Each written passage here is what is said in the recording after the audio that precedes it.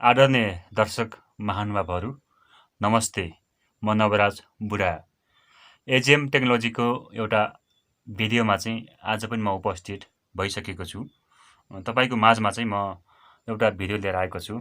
आज चाहिँ हामी तपाईको माझमा चाहिँ जुन फोटो खिच्नको लागि एउटा ठाउँको फोटो चाहिँ हामी अलिकति माथिबाट आकाशबाट खिच्नु पर्यो भने चाहिँ त्यसको लागि चाहिँ हामीलाई फोटो खिच्ने चाहिँ एउटा जुन सामान्य एउटा मोबाइल ड्रोन क्यामेराको बारेमा चाहिँ तपाईहरुले चाहिँ छोटो भिडियो लिएर उपस्थित भएका छौं। तपाई यस च्यानलमा नयाँ हुनुहुन्छ भने कृपया हाम्रो च्यानललाई सब्स्क्राइब गर्नुहोला र नजिकै रहेको बेल आइकनलाई पनि दबाउन चाहिँ नभुल्नुहोला, किनकि हामी तपाईको माझमा चाहिँ यस्तै खाले टेक्निकली भिडियोहरु चाहिँ लिएर आइ नै रहन्छौं। अब लागौं भिडियोमा।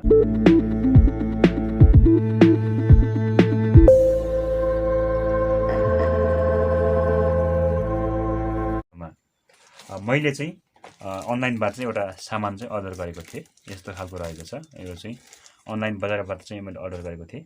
यो सँगै मैले चाहिँ यो खोलिसकेको छु। यसलाई चाहिँ म यसरी झिक्छु। अब यसरी झिकिसकेपछि यो यस्तो खालको बक्स रहेको छ।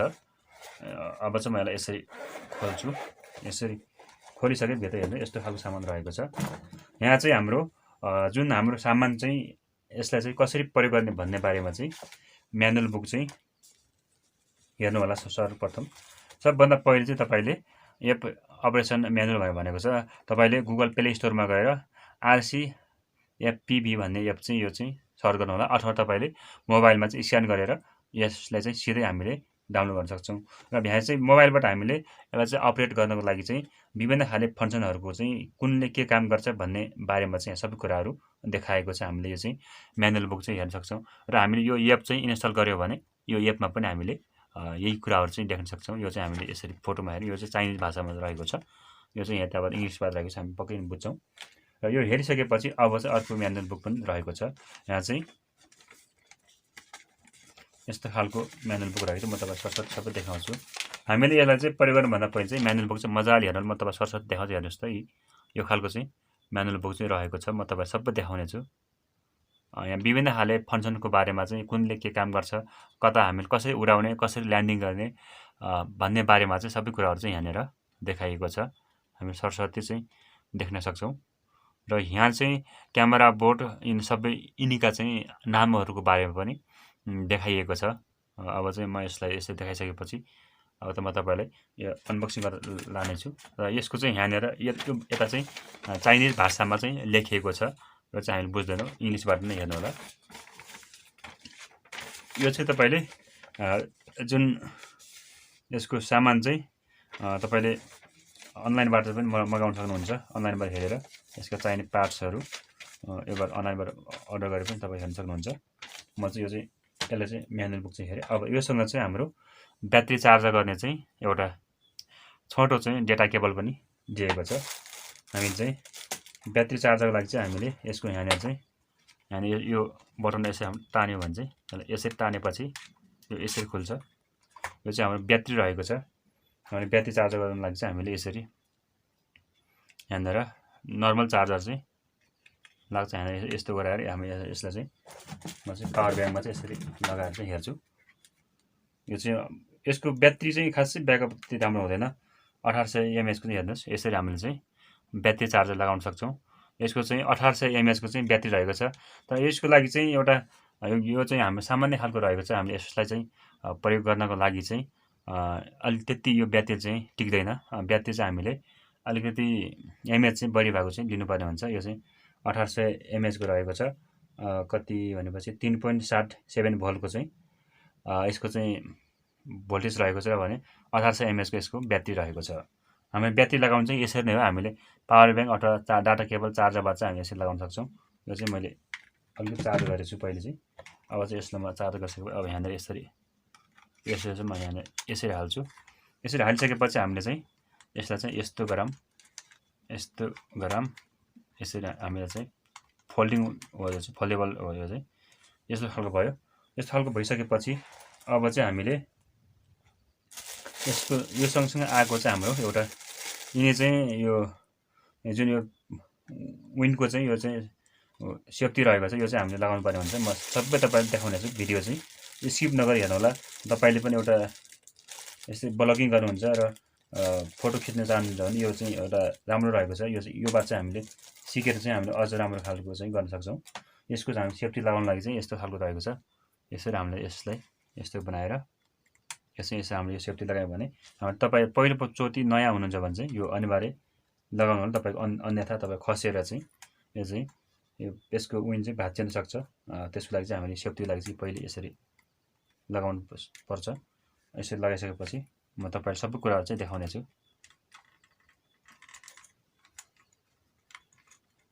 अब चाहिँ म यस्तो बनाउँछु। यस्तो बनाइसकेपछि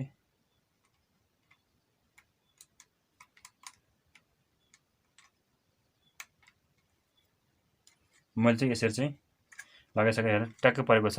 यो चाहिँ क्यामेरा रहेको छ। यो चाहिँ तलबाट क्यामेरा रहेको छ। यो चाहिँ हामीले मोबाइलमा चाहिँ एउटा एप चाहिँ यसको वाइफाईको नाम चाहिँ देखाउँछ। त्यो कनेक्सन गरेपछि हामीले मोबाइलमा चाहिँ यसको भ्यू चाहिँ हेर्न सक्छौँ। यो चाहिँ क्यामेरा रहेको छ, अगाडि क्यामेरा। यो चाहिँ अगाडि पछाडिबाट सिनको फोटो चाहिँ हामीले लिन चाहिँ यो सबै देखाइएको छ। यस्तो खालको रहेको छ। अब चाहिँ म यसलाई यसरी बसाल्छु यहाँनिर। यो चाहिँ हाम्रो रिमोट कन्ट्रोल रहेको छ। बक्समा यता बसाल्छु।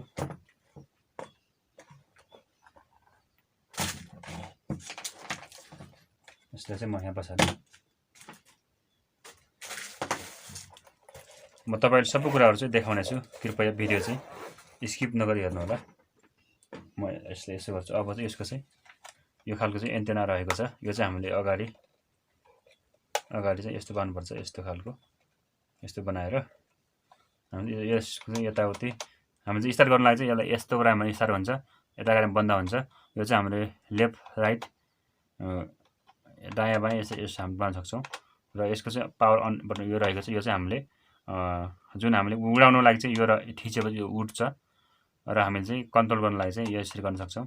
र यसको चाहिँ हामीले कतै चाहिँ इमर्जेन्सी केही भयो भने चाहिँ हामीले सिधै यसको पावर अफ गरिदिए पनि यो चाहिँ हाम्रो सेफ ल्यान्डिङ हुन्छ। र अर्को चाहिँ हामीले यसलाई यसरी थिचिरहेपछि हाम्रो उड्दाउड्दै यसको चाहिँ यसरी पनि हाम्रो यो उड्दाउड्दै चाहिँ रोकिन्छ। यसमा चाहिँ हाम्रो 3वटा चाहिँ यो खालको चाहिँ ब्याट्री लाग्ने गर्छ। यसमा चाहिँ म ब्याट्री हालेर म तपाईँलाई सबै देखाउन चाहन्छु।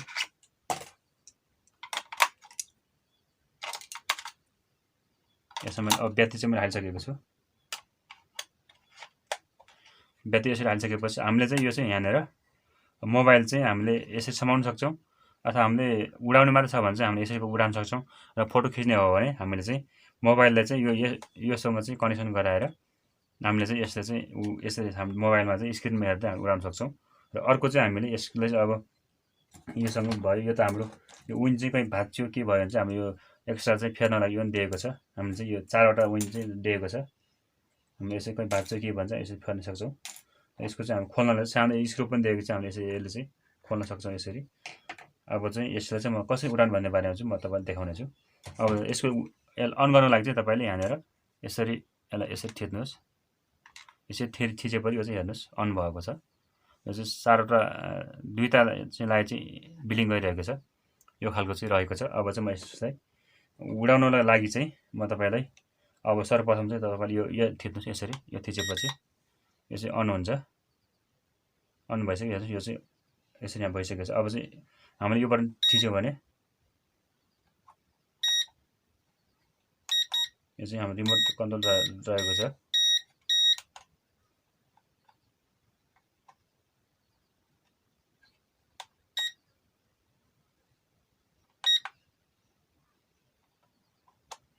यो हाम्रो कनेक्सन भएन भने चाहिँ हामीले एकपल्ट फेरि बन्द गरेर खोलौँ।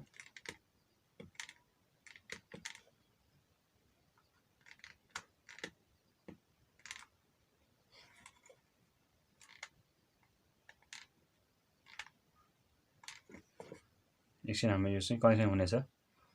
बिलिङ चाहिँ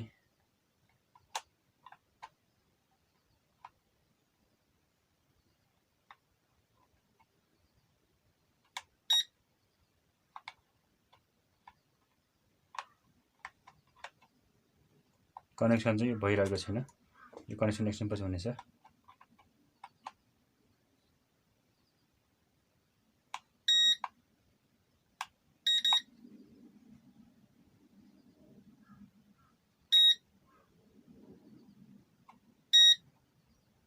कन्डिसन चाहिँ यो भइसकेको छ। हेर्नुहोस् अहिले लाइट चाहिँ अड्डेको छ। अब चाहिँ हामीले यसलाई अन गर्नलाई चाहिँ हामीले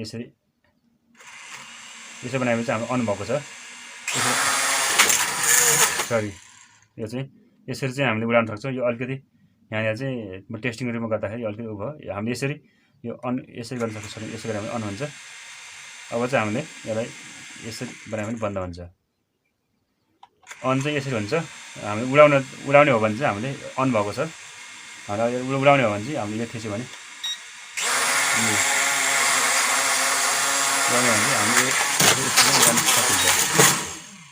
हामीले चाहिँ यसरी नै हामी गर्न सक्छौँ। तर अहिले चाहिँ यहाँ ठाउँ एउटा कोठामा भएको कारणले अनबक्सिङ भएको कारणले हामीले चाहिँ यसलाई चाहिँ पुरा देखाउन चाहिँ सकेन। बाहिर चाहिँ तपाईँहरूलाई यसको कम्प्लिट भिडियो पनि देखाउनेछौँ।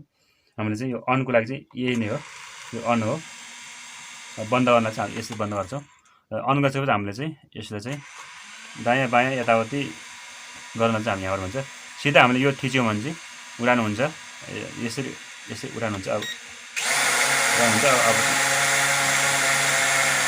अब यही थिचेपछि बन्द पनि हुन्छ। यसरी नै हामीले चाहिँ यसलाई कन्ट्रोल गर्न सक्छौँ। यो चाहिँ एउटा ब्याट्री ब्याकअप चाहिँ एकदम कम रहेको छ। हाम्रो लागि चाहिँ यो मोबाइलबाट चाहिँ सिक्नको लागि चाहिँ ठिकै रहेको छ। र कन्टिन्यू हामीले लामो समयसम्म लागि चाहिँ भिडियो खिच्न अथवा उडाउन लागि चाहिँ यो त्यति ब्याट्री टिक्दैन। यसको लागि चाहिँ हामीले एक्स्ट्रा ब्याट्री र अलिकति पावरफुल ब्याट्री चाहिँ हामीले यसमा राख्नुपर्ने हुन्छ। र आजको भिडियो चाहिँ अलि सबै गर्दाखेरि लामो हुने भएको कारणले गर्दाखेरि यो भिडियो चाहिँ यति नै तपाईँको माझमा चाहिँ छोड्दै यो भिडियो कस्तो लाग्यो जस्तो लाग्यो त्यस्तै सल्लाह सुझाव र प्रतिक्रिया चाहिँ कमेन्ट बक्समा चाहिँ लेख्न नभुल्नुहोला। र आगामी दिनहरूमा चाहिँ यसलाई चाहिँ हामी बाहिर फिल्डमा गएर कसरी उडाउने भन्ने बारेमा चाहिँ त्यो भिडियो पनि तपाईँको माझमा लिएर आउनेछौँ। आजको भिडियो यति नै। तपाईँको दिन शुभ रहोस्। हवस् त, नमस्ते।